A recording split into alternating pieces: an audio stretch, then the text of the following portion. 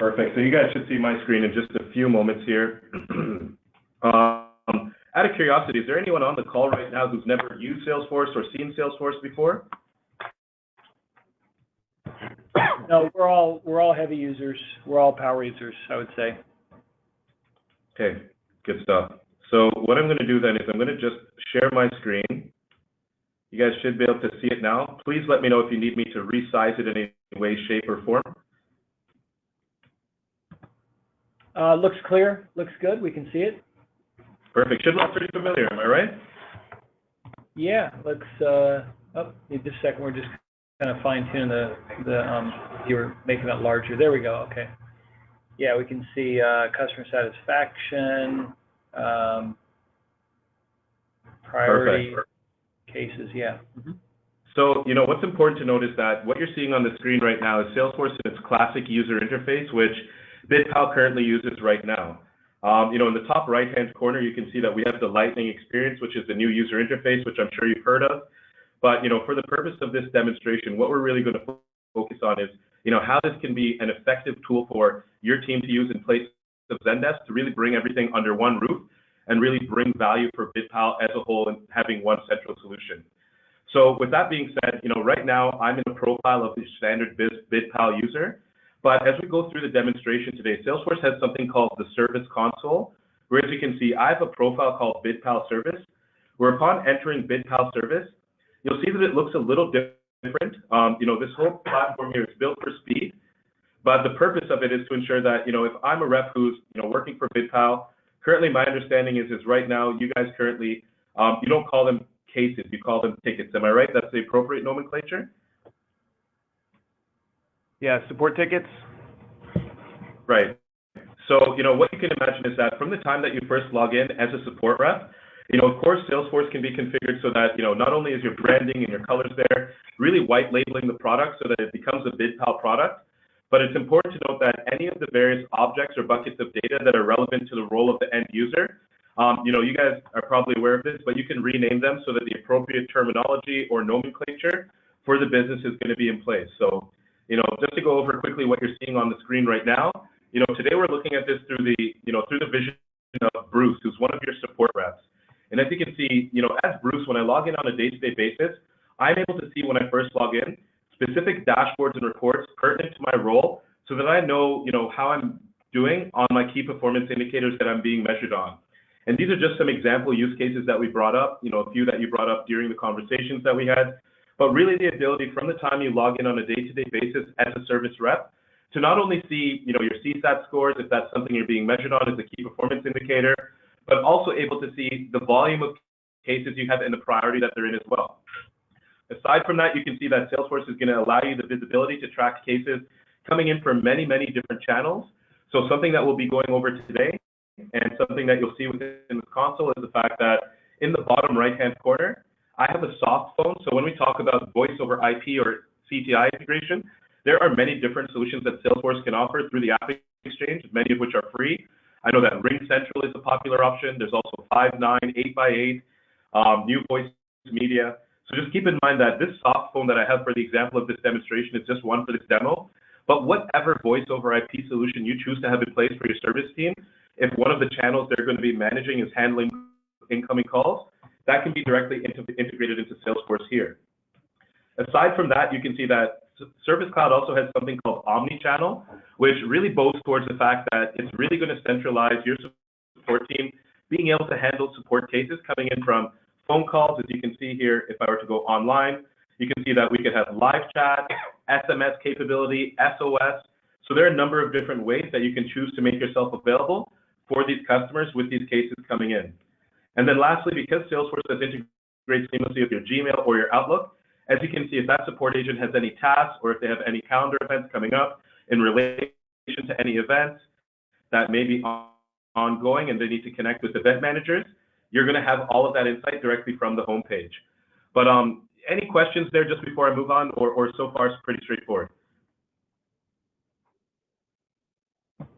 It's pretty straightforward right now. I don't think no questions here. So, moving forward from there, as I mentioned, looking at the reverse demo you guys provided us for Zendesk, really, as Bruce is one of your support reps on a day-to-day basis, The area that I'm going to be focusing on the most is this object called tickets. Now, it's important to note, being power users of Salesforce, you guys are probably familiar with the horizontal tabs or objects like what I showed you initially. But part of the benefit of this service console is the fact that unlike standard Salesforce, you don't have, or even Zendesk, you don't have to have multiple browser tabs open when you open up different accounts or different cases. What you'll see, for instance, is the fact that if I were to go to tickets, not only do I have the ability to have all of the list views or views that are pertinent to my role created, here you can see that I was actually able to create the same ones that you had within Zendesk. But what you'll see is that, for instance, if I were to open up a random case and I were to also open up an account, I apologize if my connection is a little slow in the room here.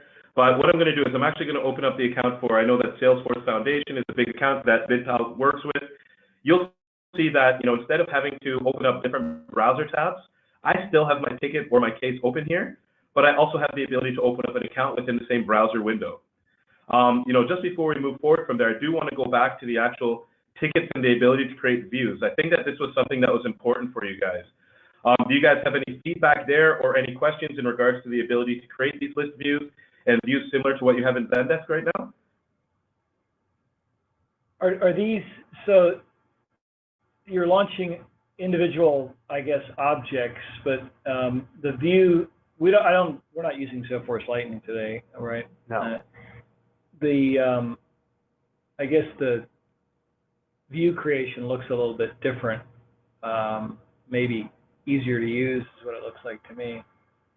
That's the whole purpose of this console. What we're showing you is not, to try to use Salesforce as a tool similar to how you use it in its current iteration as a sales tool, but really showing you the value of the service console, which again is built for speed. So the reason why I opened up an account record was to show you the fact that even if I open up a contact record, an event, a dashboard, a report, I can have a list of various different tabs that are all open here.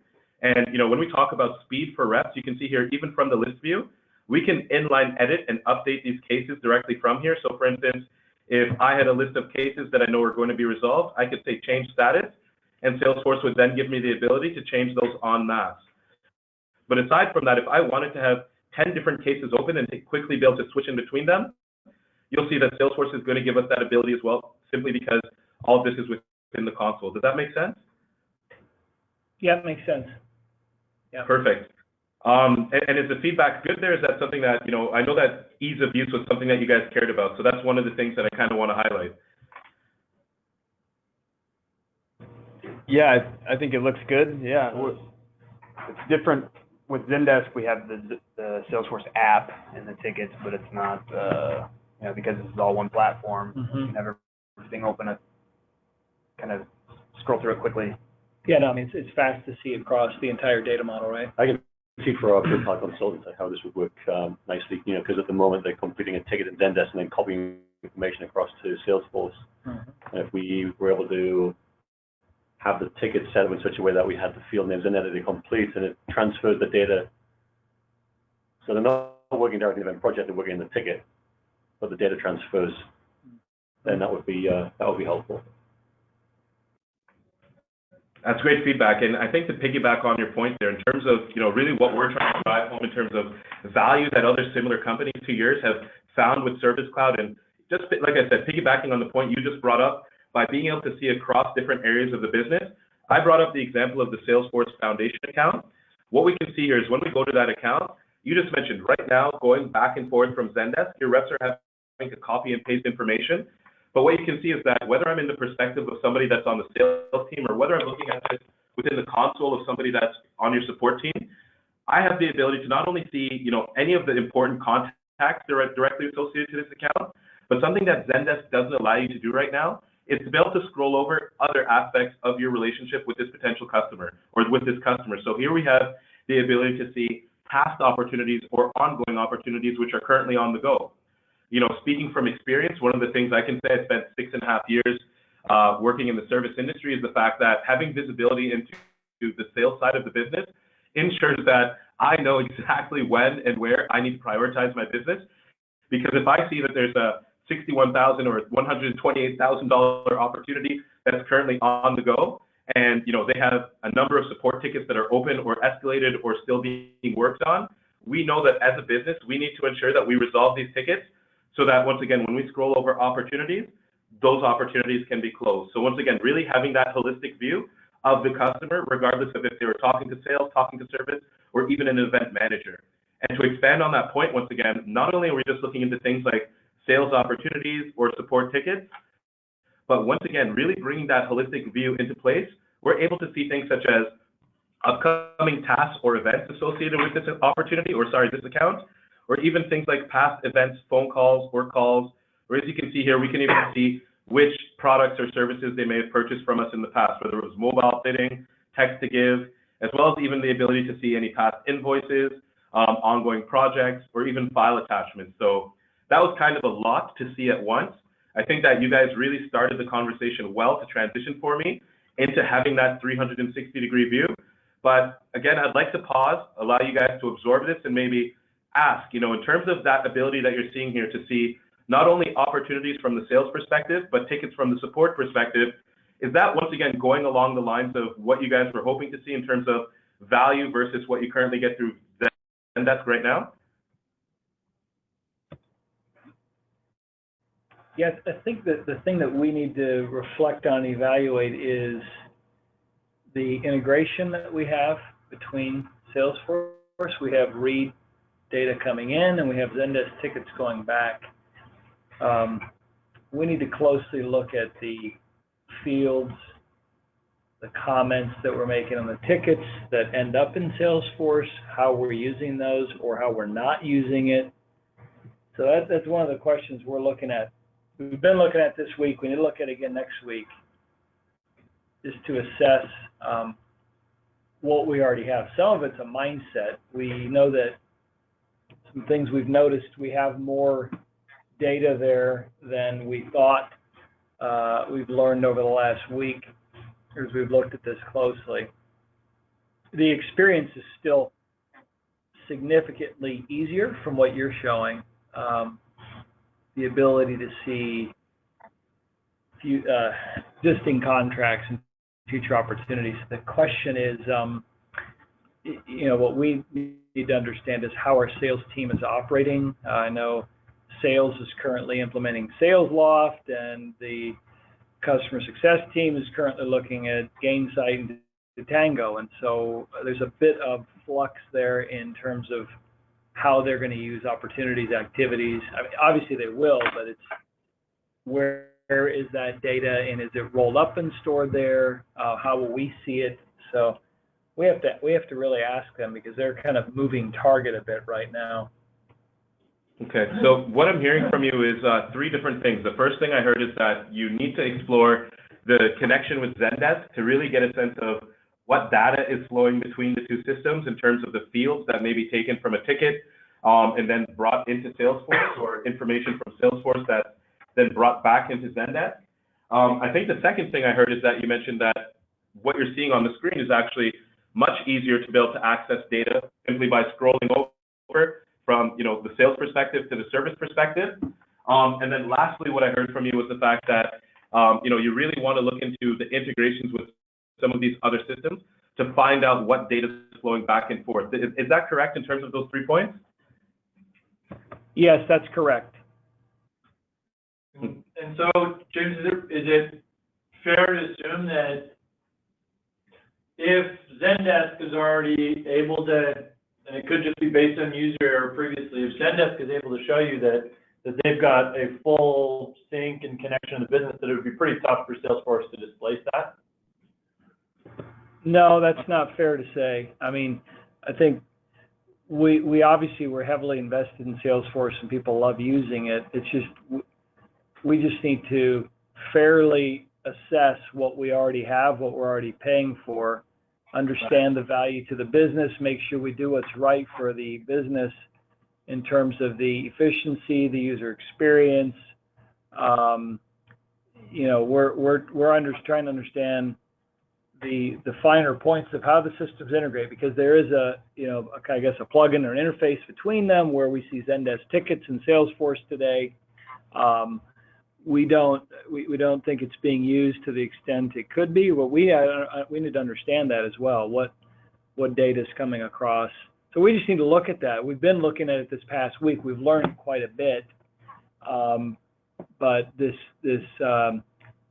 demo, the new experience is different than what we see. It's much easier to navigate and to see the views, to see the data, and so that ease of integration it's kind of a big question for us. How is the value there? Yeah, and you've been very transparent that what's going to be important to your team is we can't sacrifice the user experience. That's where we're working with actually rolling this out. I think that there's a lot of functionality that is going to be like for like. I'm fairly confident that there's not a lot that Zendesk can do that the Salesforce product can't do. And this user experience that you're looking at, this is the Salesforce Service Cloud console. It's not dependent on Lightning. This was sort of our first caveat to moving to Lightning. So this is core to the Service Cloud piece because, as we keep saying, it is all about speed in that organization. And all the feedback that we ever got around what's important to the service user is how do we make it super easy for those people to do their job. Yeah, exactly. And then, the other piece is we have these seasonal staff. So the 250 part-time staff that we have, how will they get access to the data? What will their licensing be? I think definitely cost starts to become a factor.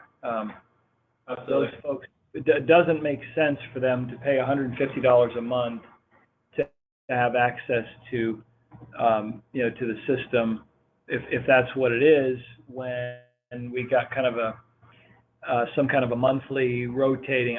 John understands the licensing on Zendesk, but there's a provision for that where we can move our seasonal staff in and out as agents.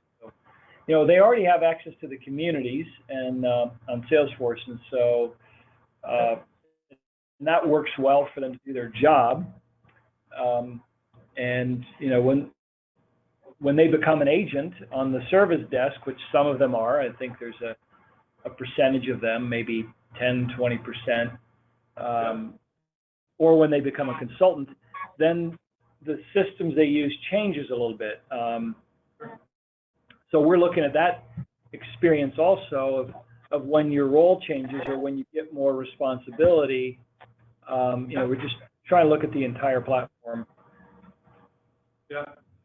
So, my commitment to you, James, is first we want to get it to a point where you believe that Salesforce is going to make your business more powerful, and that we are in fact going to impact some of the measures like your 20% throughput rate, and that we're going to make your business more powerful.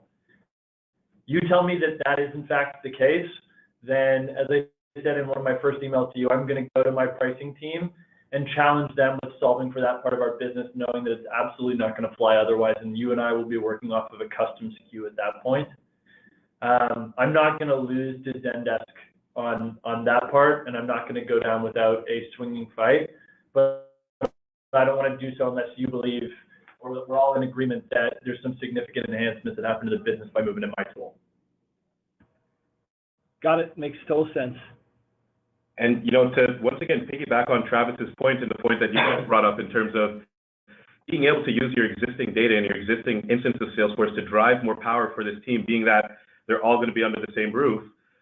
Without getting too much into the weeds, I'm sure you guys are familiar with Salesforce Process Builder, but what you can see here is that you can start to bring in processes that are associated with tickets or associated with accounts that are related to those tickets, and you can start to add in criteria to automate certain things that you'd like to occur within the business. So I'm going to bring up, I'm going to quickly create a very basic one here, but you can see that simply what we've done is we've selected the object or bucket of data as the ticket. We can now select whichever fields are within that ticket that we'd like to use for our workflow. And then what we can do is we can put in rules in place so that, as you can see here, for instance, if, we put in a row saying that, if we're waiting on a customer or, if a ticket's been escalated, we'd automatically like certain actions to happen. And those actions can be many different things. Because it's within Salesforce, once again, you can see here that we have the ability to create another record, whether that's a follow-up task. We have the ability to create email alerts. Many times what you'd want to do, if you have a customer who's now had to have an issue escalated, Salesforce can automatically put that into a workflow where that customer can receive an email that's based off of a template indicating that, you're sorry to hear that they're having some issues with BidPal and have had to need to escalate their issue, but that somebody will be in touch with them shortly. And then ultimately, you can compound these actions. So internally, not only is that rep getting the follow-up task, but leadership would be aware of that escalation as well. So that's just a very, very basic example of how we can see even the process builder and Service Cloud being able to all be under one roof to start to drive some of the processes automated towards ticket flow and efficiency for your service team as well. But something that we'd like to do is we'd like to definitely go through, a use case of a traditional customer reaching out to you. And so I think that, what would be ideal would be to walk through the ways in which a customer currently gets in contact with BidPal right now. Out of curiosity, and correct me if I'm wrong, my understanding was that, the vision is to have, of course, customers have the ability to call in directly, perhaps to be able to access the community and use live chat or to initiate a support request, or even to come directly from the website and to log a request from there. Is that correct, or is there anything that I'm missing there?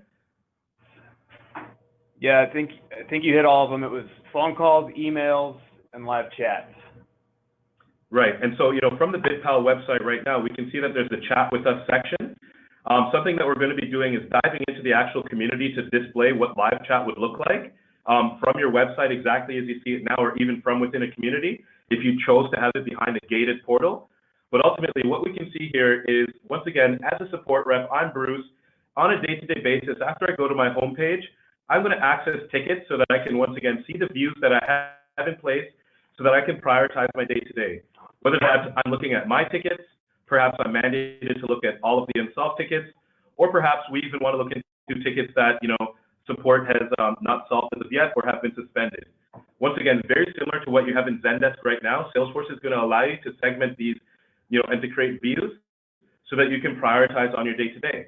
But if in the instance that one of your customers is actually reaching out and calling you, what you can see here is that if Lauren Boyle gives me a call, automatically what's going to happen is Salesforce is going to know that that's a customer which exists within our instance of the CRM.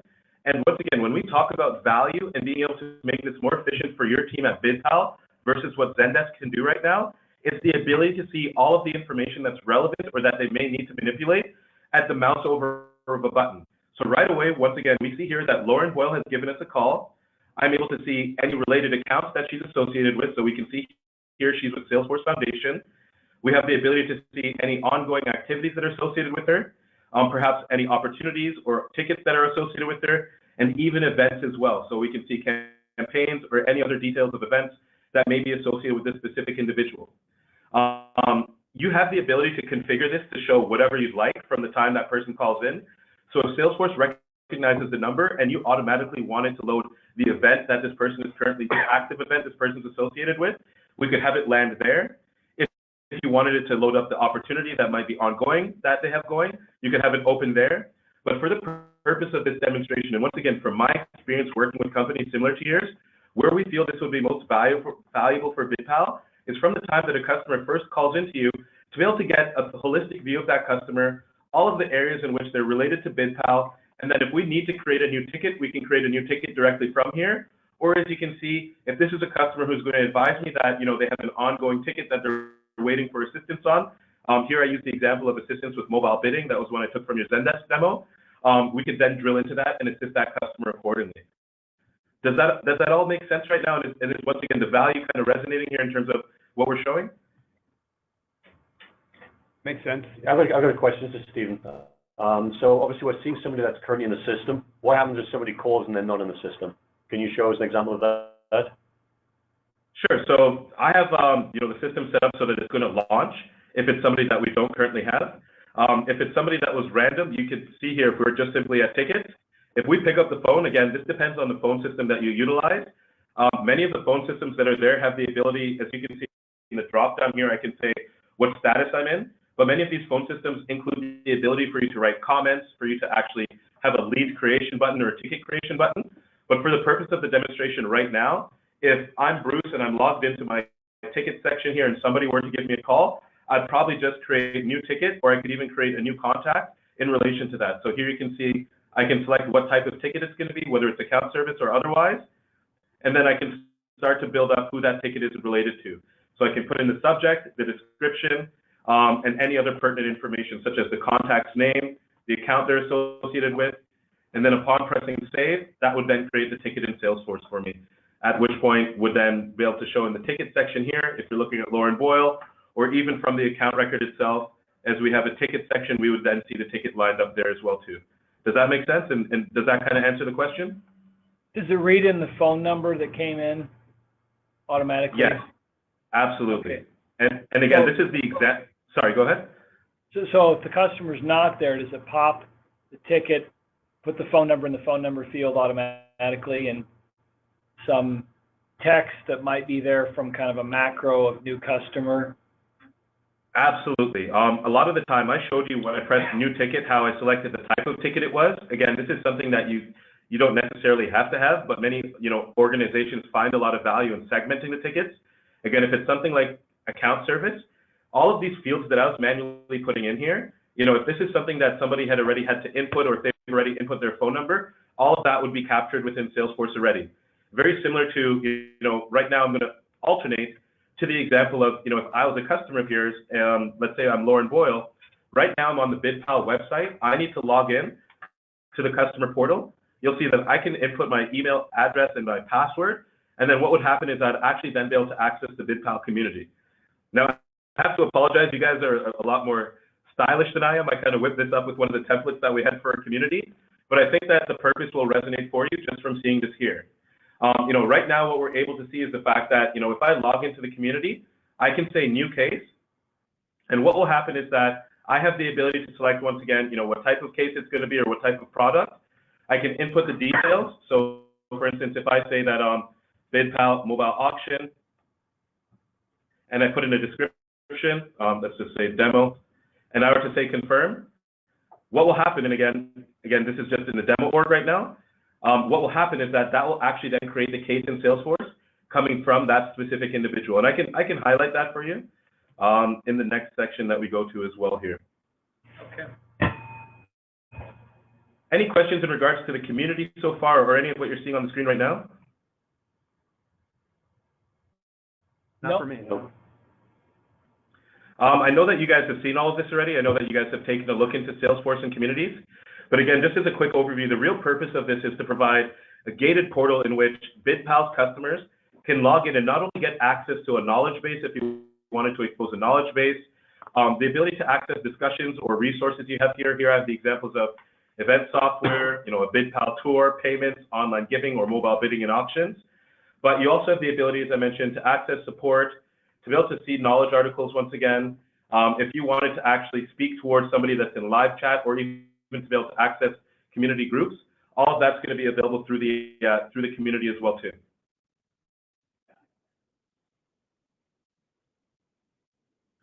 So I do want to pause there. Sorry. Any feedback?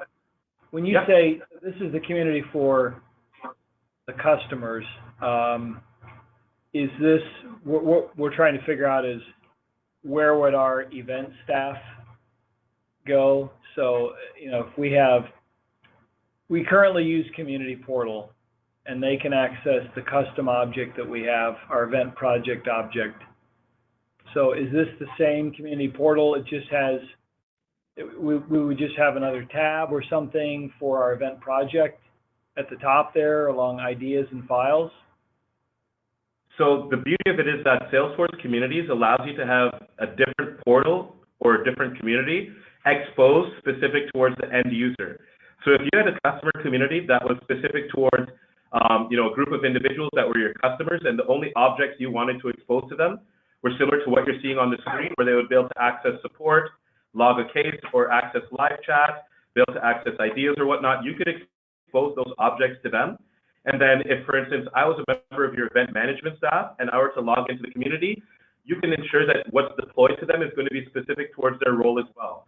And to kind of show you what that would look like, I don't want to dig into too much in the weeds with you guys, but I'm just going to show you within setup of Salesforce here. If you were to type in communities, what you're going to see is all of the various different communities you have. And then if you were to actually launch something like the Communities Builder, again, we make it really, really easy for you to utilize the data you already have in Salesforce by exposing the relevant object to the end user.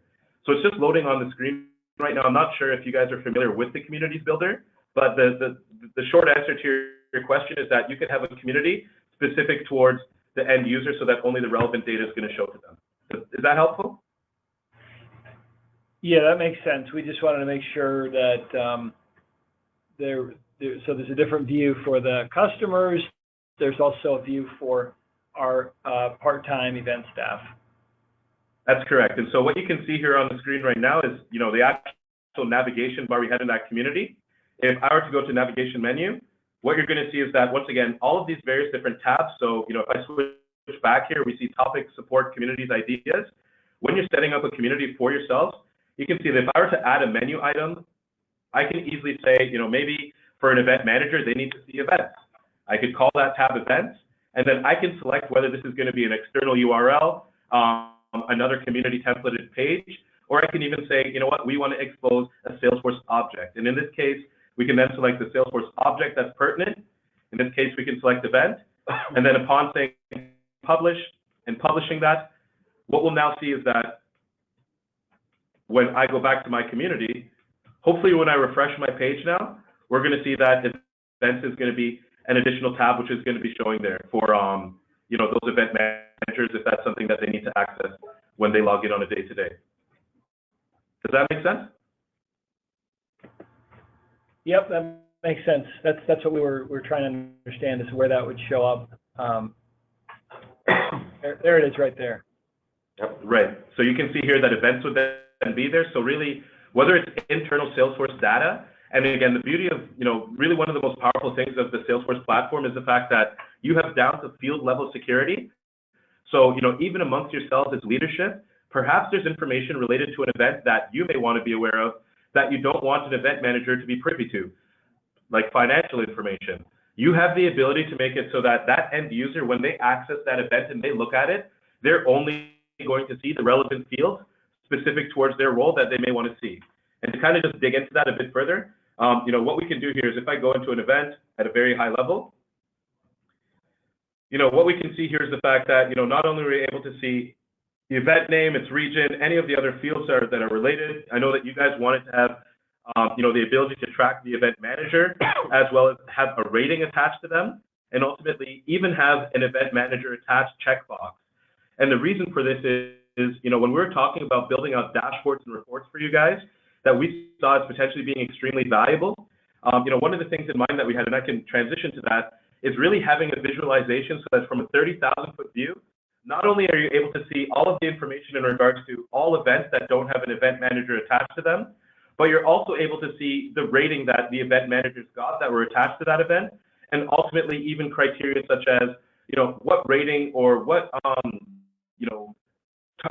score do we want to give this customer, so that once again, when we dig into that dashboard or report, what we're then going to be able to see are all of the events with customers that have a very high rating from BidPal that don't have an event manager attached to them, so that right away we can, we can action that. Is that something that might be valuable for you guys to be able to track and manage within a dashboard or report, or even from being able to see it from, kind of the visibility of an event like this? I like the rating idea. I mean, that's something that we discussed internally about rating our event staff and comparing that to a rating that our clients have. I'm not sure about the event manager attached, though, and how that would work for us, because we currently assign our staff directly based on various different criteria. So sure. So that's a very good point. And I think, the example that we like to use there is, I'm not sure if you guys are familiar with surveys in Salesforce, but I can go ahead and show you a view of what that would look like, or actually we can see it here with Lauren Boyle. So my understanding is that on any event, you might have multiple event managers or multiple people associated with that event. Is that correct? yes. And one of the goals of BidPal right now is to be able to have a score attached to that event manager that perhaps upon the closing of an event, so I showed you before the process builder, really when we talk about centralizing everything, it's having, the process built out so that upon an event status, showing that it's completed or any other status that you guys can think of, automatically Salesforce then sending out that external email to a customer with a survey attached, asking them to rate from 1 to 5 the performance of one of those reps that may have been attached to that event. And then that information will feed directly back into Salesforce. So for example, what we're seeing on Lauren Boyle right now is the fact that there's customer surveys that are attached. And what we're able to see is that there's a CSAT score attached, a net promoter score in terms of, how likely would you be to recommend this event manager to another event? And even things such as, how effortless was it to work with this event manager? Those are all things that we could tie to the event managers that are attached to your event, so that once again, when it comes to a reporting standpoint, you're able to have that visibility. Does that resonate with you guys? I know that you guys just answered the questions in regards to the goal of being able to have a score attached, or be able to have many event managers or many individuals attached to an event and then score them. Does this look like it could potentially be a solution towards that? I mean, yeah, I would say yes. I would just question the ability to ask the client that many questions if we had 3 or 4 members of staff there. We're really looking at, the key staff, the EM, the event manager, and the on-site support. And I don't know whether the client would be able to, or would be willing to actually fill out a survey asking for information on both, or even fully understand what each role was. Right. And Stephen, this is Travis Buckley. I don't think that we've had the opportunity to meet. I understand that you led the reverse demonstration and are pretty important, pivotal in this solution. Here's how we got and why we believe this is important. And James, this goes back to our conversation of increasing this throughput of having event managers associated with key projects or key events, and how the likelihood goes up for renewal when we have the right person that's involved in that event. So the reason that we think about the importance of this, and forget the dashboards and what the dashboards tell us specifically, because as you know in Salesforce, if it's in a system, we can make it tell us whatever we'd like. How we want to, or how we envision impacting that measure for your business is starting by saying, here's a list of our biggest events that are taking place this quarter. Here's a list of our biggest events that are taking place this quarter that don't have an event manager associated to it. Here's a list of events taking place this quarter where the event manager is not the same as the consultant who initially sourced the deal. As far as we understand about the importance of doing this properly, that by increasing that metric, we could solve for a 7-figure problem within the business. Is that our renewal rate and customer satisfaction rate would go up, and does go up, when we have the right people associated with the right events. This scratches the surface of that by saying, at the very least, now that we can see it in Salesforce, if we can measure it, then we can manage against it. I want an early warning system to take place, just like in Salesforce. If we have, I'm looking at my top biggest deals this quarter, if Fabian isn't attached to them, my likelihood of those going successfully goes down. So when we're looking at the macro level that we're trying to impact your business, what we've heard, and correct us if we're wrong, is that the likelihood of success moving forward goes up and can continue to go up significantly to the tune of 7-figure return on the business if we're associating the right event manager with the right project. That starts by identifying every single project that A doesn't have one, and identifying every single project where there's a discrepancy between who sourced that project and who's actually going to be there in attendance. I mean, in terms of the 7-figure, I mean, that's something that's, I don't know if that's something you discussed, James, but yeah, I mean, I agree with everything you say in terms of, the quality of service, how that affects the ability for us to renew that deal after that particular event. I think being able to track the information in the system is absolutely vital. And, one of the things that, we're working towards is our consultant becoming the EM for that particular event, which also helps us with continuity with the client. But yeah, that's... So it gets down to how is that accomplished? Yeah. And is that accomplished through the changes that Matt makes to the scheduling board? Yeah. Right? And where does that live, right? Does it live on the event project, which is sort of where it lives today? Yeah. That's really the open question, is where does it live? If it's here on this, it still needs to be stored somewhere, right? Yeah. So today we have the rating right now. Yeah. And yeah. Today we don't store that rating. Right? We don't store any rating. Yeah, they get rated. We don't store it. Yeah. So, I would say the contact record is a place where that should be stored, because when we're looking at assigning somebody to an event, we're pulling from that. Everything kind of points back to that contact record and all the various different triggers on there which make that person available. So if we had a rating for that person, does it make sense to then store it on the contact record, because that's who it's associated with? Right. And then the managers need to be able to see that. Yeah. So then having that available within the actual staffing portal, so we can see when we're actually staffing out, so maybe on the actual icon. And I don't know if you remember when we actually have our staffing portal, all the names of the people that are available, not available, shown at the bottom, and having an icon on there which would actually give us their staff rating, would be useful. Identify it if we had a client that required a certain level or above. So this speaks back to the power of the Salesforce platform. Right now, if that information all exists inside of Salesforce, then we can create the types of workflows to make sure that we're consistently getting top reps at top events. I think about workflows that took place in my early days at Salesforce.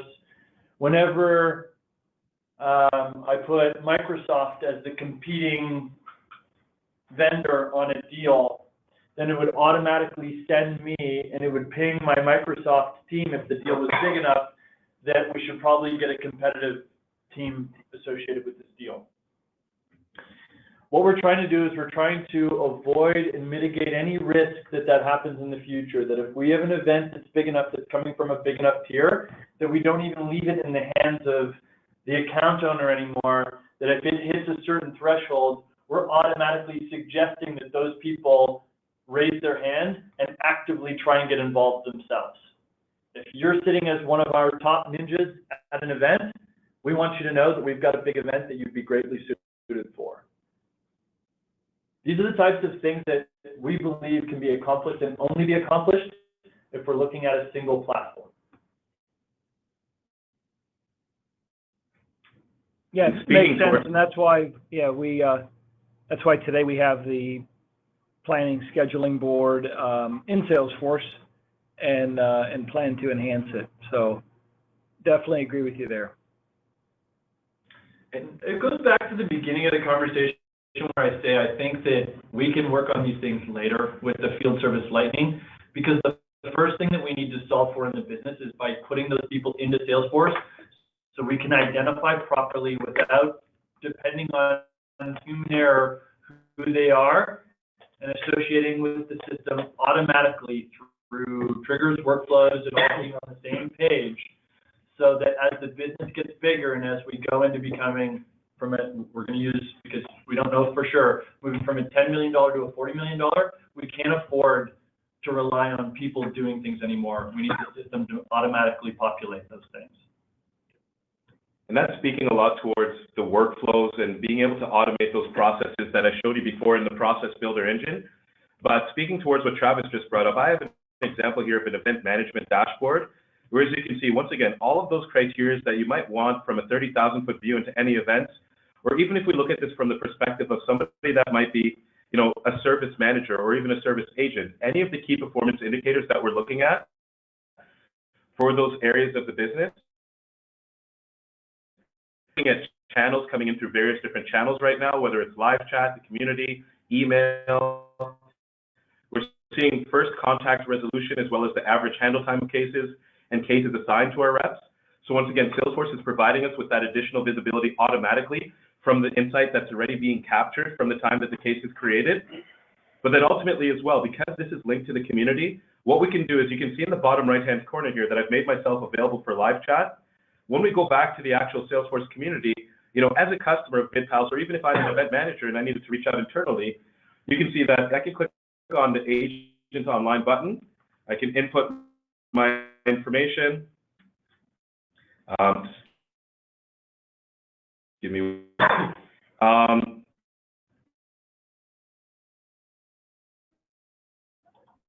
very, and what we should see is that, you know, within our engine, we can see that, right? The waiting from the community upon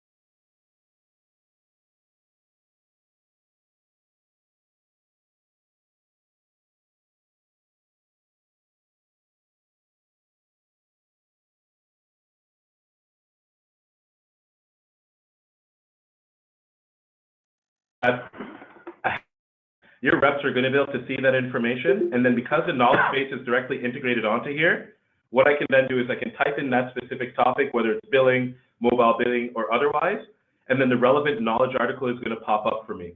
And so Salesforce allows you to connect in many different ways, whether it's live chat, whether it's the phone, as we've mentioned. But again, when dealing with one of these cases, and what I'm going to do here is I'm actually going to bring up an existing case that we had with Lauren Boyle, and I'm going to end this chat. You're going to see the value in terms of just how easy it is to be able to ensure that you can see all of the pertinent information you need to see from the perspective of a support rep when dealing with a ticket. So once again, what we've done is we've gone back to tickets here. I'm going to open this one up that I see for a Jeff Blay. And then what we can see automatically is the fact that with this feed view of Salesforce, I can actually just click on this to be able to email back to the customer directly. If we need to book an appointment of some sort, we can book an appointment. I can update the status and escalate it to the appropriate, you know, group if need be. But then once again, what I can do is I also have the ability within these panels to see any other aspect of this customer that we need to see. So on the left, I'm seeing the ticket information, but you can see here that if I were to scroll down further, I'm able to see any other open tickets they have. I have my knowledge base on the right, as well as I can even see milestones to ensure that we're hitting specific SLAs in place as well too. Any questions in regards to this feed view where, you know, again, if I send an email, for instance, now as a rep, I'm able to see the chronological history of any calls, any emails that may have happened, and I have quick action buttons to kind of do what we need to, and even the ability to drag and drop over the relevant knowledge article into the email if need be. question for you. So the lower left, one of the things that we really want to see is like front and center when the customer calls in, or I guess email, but mainly on the call, the last 5 tickets and the rating for those tickets. So we want to know preemptively if they've got like a 3-star when they call in the last 2, that we're already gearing up coffeecenter.com presumptively that we need to delight them more with something, whatever we can, to get their scores up and make them happier when we interact with them. So the way we need to be able to do that is to see what our interactions have been and have it be easy for the agent front and center right when they call in. Absolutely. So, we have the example once again of a ticket that was opened up with Lauren Boyle. And if I'm hearing you correctly, what you're hoping is that, within these panels on the left or the right, to be able to see, the relevant fields related to those tickets. So here we have an indicator, but what I'm hearing from you is that it would be beneficial to see the ticket name as we are here, and then to be able to see a field which indicates the rating of that specific ticket. Is that correct? That's correct. And so the easy answer is yes, all of this is easily configurable. And what we've done is we can select not only the related list, which is going to show. So here we have the ticket details and here we have a ticket. But for instance, any of the fields that we wanted to show, we have the ability to show here. So I have contact details and whatnot. And to show you how easy that is to set up, once again, that's done within the page layout of Salesforce. I know that you guys are a bit of power users. So what you can see is that when you actually go to, say, the edit layout here and you go to console view, you'll see that we have the specific left sidebar, right sidebar, and then we can select which information is going to show, whether it's going to be, case information, other information, and we can then select the pertinent fields that we'd like to show up there as well. So if we have rating as a field, we could then put rating as the field, which is going to be showing in there. So to answer your question, that could absolutely be done to add value for the BidPal support team so that when they do have a ticket come up, on the left-hand panel, without having to click anywhere else, they have visibility into the chronological tickets which may have occurred related to that account or that contact, and then they can see the rating that's associated with that directly in that panel as well. Got it. Now that looks good. Perfect. And so I do want to be respectful of our time. Is there anything else that I haven't hit as of yet that's important or impactful for BidPal that would be valuable for me to show you guys? Again, I know that you guys are familiar with Salesforce, maybe not so much with this console, but really I've shown you the gist of it. I think something that might be valuable to show is the macros that you can have put into place. So once again, when we talk about speed and efficiency, yes, we have this, we have the details view. We're very similar to what you guys are used to. You can see all of the relevant fields within this case so that you can get very granular. But once again, as a support rep, I can also go into the feed view where, again, because it's built for speed, I can do quick action buttons to update the status, book an appointment, do other actions as we'd like to. Or what I can do is I can even send an email where I can drag and drop over the relevant knowledge article into there. But when we talk about, common use cases, common tickets which come in and resolving them quickly, Salesforce also has the capacity for you to have macros put into place. Whereas you can see if this was something where, it was a regular case issue or a ticket issue like a billing error, what we can see here are the actual steps that are taken in that actual, macro. So here you can see it's going to select the active ticket, select an email action, which is going to be update the case to billing error, and then it can take these other actions as well. And so to put that into effect, you can see that if I go to macros as a support rep, I scroll down to the macros that are pertinent to my role as a BidPal support rep, and I press the play button. What's going to happen is it's actually taking all of those actions in the background, and as you can see, it's actually sent the customer the email, it's updated the case, and if we go here, you can see that the case update is now in working, and it's no longer in that idle status that it was before. And the customer's also been sent the relevant documentation towards what their issue was too. So Salesforce macros are very, very easy to set up, and you can have them do a number of different actions in regards to being able to resolve a case, attach a knowledge article to it, and even update the status of that case as well. No, it looks good. That's very easy to administer. Perfect. And so, with that being said, I do want to leave time for us to discuss next steps. It sounds like the feedback has been pretty positive so far, but that you guys do definitely want to take a bit more of a look into, the Zendesk connection, I think I heard from you. But just before I hand things back off to Kevin and Travis here, any additional questions for me? Is there anything else that you'd like me to drill into first?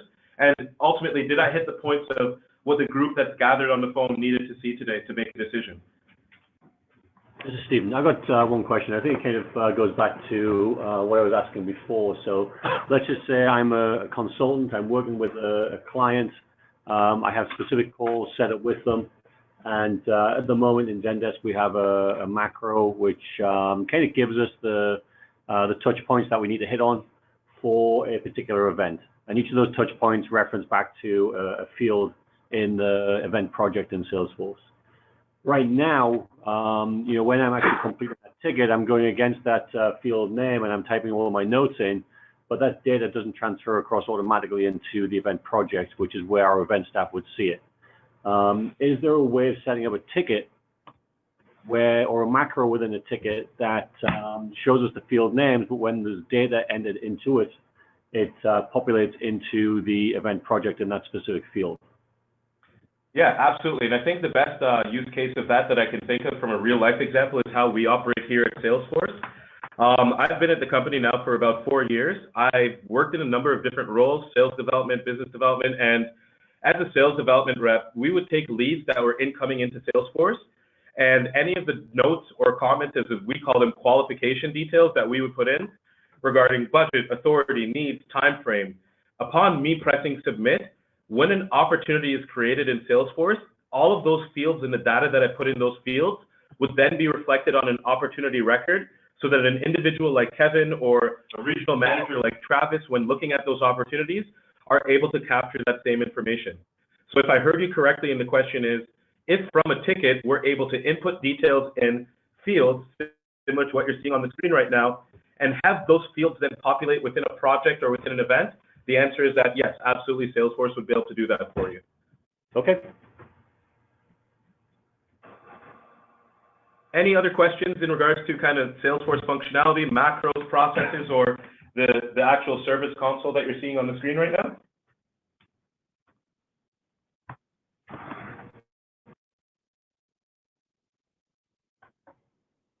No, we're just thinking, kind of looking at each other here, just trying to take a minute to think and see, looking at our list of functions. So hold on just a second.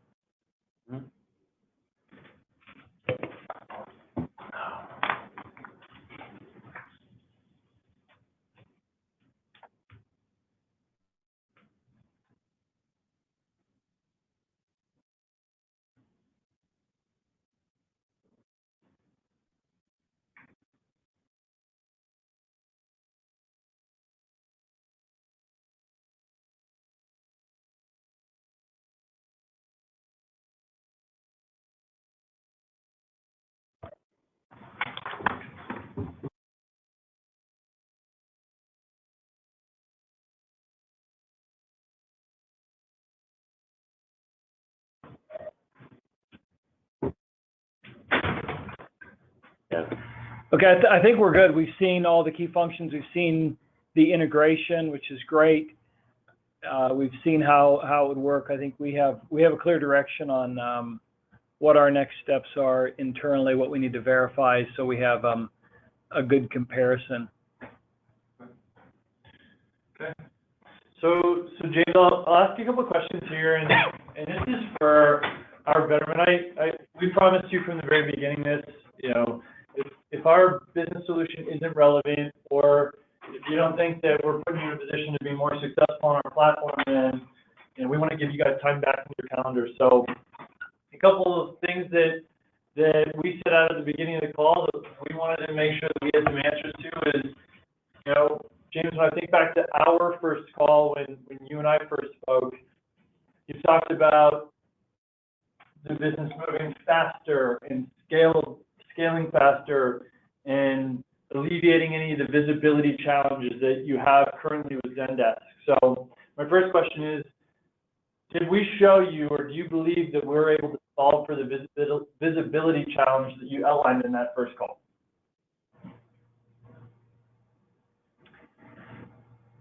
I would say yes.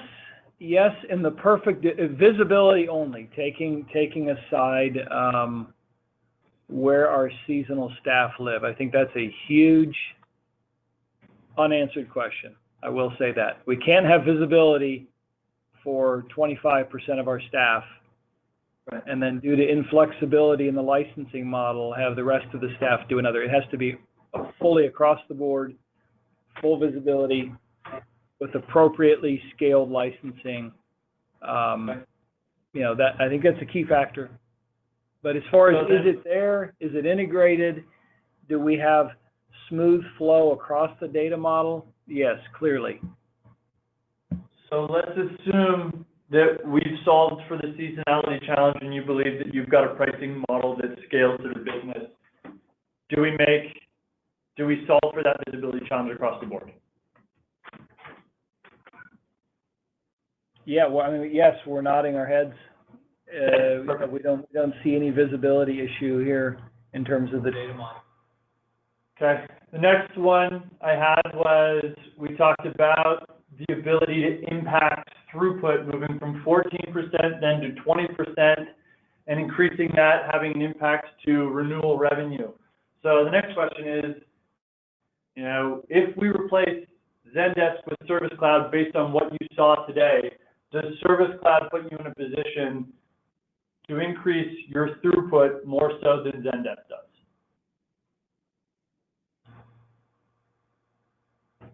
Yes, it would have an edge in terms of the integration. I think it's a question. The only question really, this is what we need to reflect on, is the agent, the usability, probably there are some large migration questions that we have. Okay. But just setting those aside for a minute, the integration, the visibility does provide an edge for administration and, well, for the staff, for the staff who use the system, who look after the data and enter the tickets. So, do we need to talk? You brought up an important point there. You know, it was kind of a yes question mark, and I'll preface that with, if somebody asked me, am I happily married to my wife, and I said yes, and my wife heard that, I'd be in a lot of trouble. So I want to work on and make sure that everybody here is completely comfortable with a yes. As a matter of fact, it would. So let's talk about that large migration project, and how do we make that an absolute yes versus a yes maybe? And is there anything that Salesforce can do to help get to a point where it's black and white that it is a yes? And I hope here's the thing. I'll have to put aside the marriage question, because I think that's a totally different question. But I get it. That was supposed to break the attention here and be an icebreaker. No, I mean, I get it. Because I've personally been through many of these implementations, and so that is definitely on my mind. I'm not going to underestimate the challenge, what it takes and how long it took us to implement. So I just can't underestimate that. So, but to answer your question just straightly, put that aside for a minute. Okay. Does it solve the visibility? Does it take away the integration challenges? Yes. Period. Yes. Period. Perfect. Good. If my wife was in the room, I probably wouldn't have phrased a question like that. And the answer is yes, I'm happily married to my wife. Good. That's good. That's good to hear. So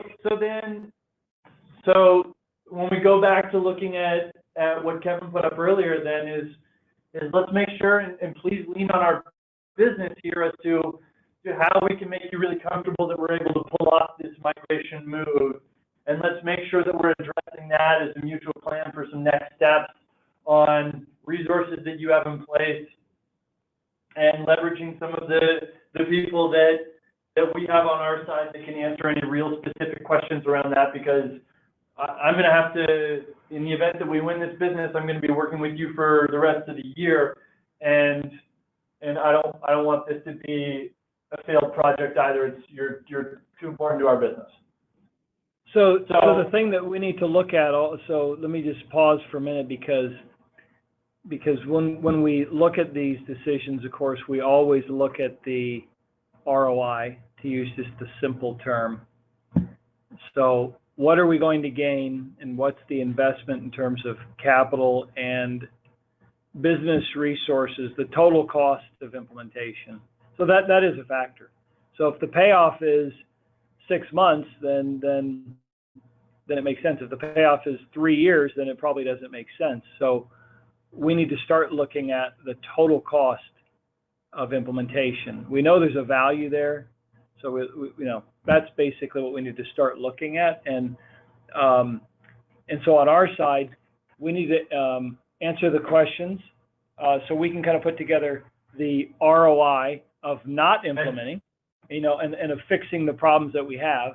And we got to compare that to the ROI of implementing Salesforce Service Cloud. So we really need to start looking at those implementation costs. Okay. Can we have business value people in our organization. Can we help you with that ROI build? Absolutely. Absolutely. Be happy to share some of the costs holistically and have them help us look at it. Okay. Maybe that's the next step here. We have some frameworks in place around areas of impact that would be a shell Excel spreadsheet that sort of populates different fields and does exactly that. We will send you what our out-of-the-box one looks like from our Service Cloud Business Value team today. And then we can get on and sort of work through those inputs together, as well as add to ones that we're not thinking about, including that throughput rate that would increase, which I think Stephen corrected isn't a 7-figure problem, but more like an 8-figure problem. Yeah, I mean, who knows other figures? But yeah, we definitely think have some of that streamlined, but makes sense financially. Okay. And then, James, you talked at one point that this is a major priority at all levels of the business. Projects like these typically require, executive alignment from our team or someone, speaking directly to the C-level of your team. That's an internal checkbox that we look at for transformation projects. Would that be helpful for you to have somebody sort of speak to the larger aspects of our business? Well, our CFO is only a couple weeks into his job, so I'm bringing him up to speed on what we do. I think at some point, yes, we will have a discussion.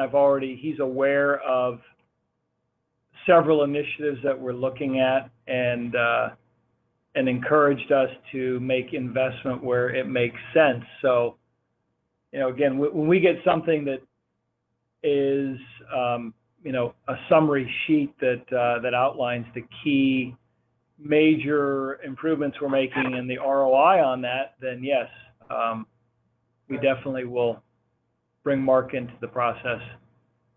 Okay. So what we'll do is we'll go and we'll work with a member of our business value team to update the sort of the stock template for Service Cloud to include some of the areas that we believe that we can impact that have come out of this conversation. We will float that over to you prior to the conversation, and we'll have one of those business value people join our call. My suggestion, based on the time frame of all of this, is that we do that sooner rather than later. Like I'd say, probably no later than Monday, if that works. Or that if works. There's a hurry up Yeah, process, I think we need to have it done today, we can start that process today. I think it works. Yeah, we're also moving rapidly to get all the questions answered on our side. So it definitely, yeah, we'd love to have that document soon. Okay, we'll take that as our to-do today, and we can look at some schedules. How open is your schedule to jump on the phone here in the event that we need to walk through it together, and we can put together a formal package that outlines ROI versus time to value?